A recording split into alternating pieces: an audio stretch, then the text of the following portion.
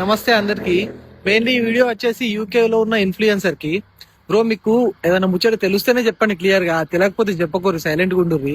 ఎందుకంటే ఇంటి దగ్గర పిల్లలందరూ ఆగమైతుర్రు. అందరు మెసేజ్ చేస్తుర్రు, అన్న ఏదో పిహెచ్డబ్ల్యూ వేయరంట కదా, తీసేస్తురంట కదా అని చెప్పేసి. ఏం తీసేయరు, జస్ట్ అది చెప్పిరనమాట.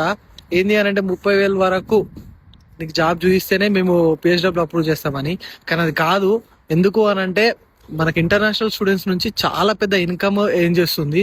ఎంత అంటే 11.9 బిలియన్స్, 28% ఆఫ్ యూకే ఇన్కమ్ అంట.